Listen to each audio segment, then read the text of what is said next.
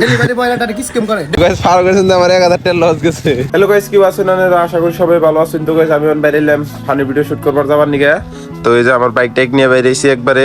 আর ব্যাগের ভিতরে আছে কয়টা কাপড়, মানে ফানি ভিডিও শুট করবা গেলে মানে 2-3টা ক্যারেক্টার লাগে, তাই সব একলাই শুট নিত।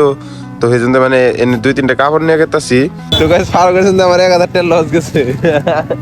আর ওই 1000 টাকা কি ওগুলো লস গেছে ওটা আমি অনেক একটু পরে কইতাছি। রাইতে যাইছিলাম, অফিসটা বন্ধ আছিল, কিন্তু এই যে আজকে পার্সেল রং প্রোডাক্ট ওটা নিয়ে আইছি একবারে।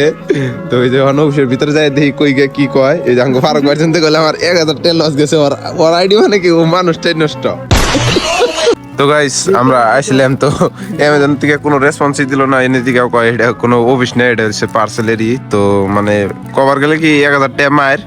তো এখন অনেক একটা বস্তু কভার চাম কি স্কিম করে দেয় না? ডেলিভারি বয়টা কি স্কিম করে? বস্তু অ্যামাজনের থেকে অর্ডার দিন, যেন থেকে অর্ডার দিন বস্তু আগে খুইলে দিই কেন বাইন যে ভিতরে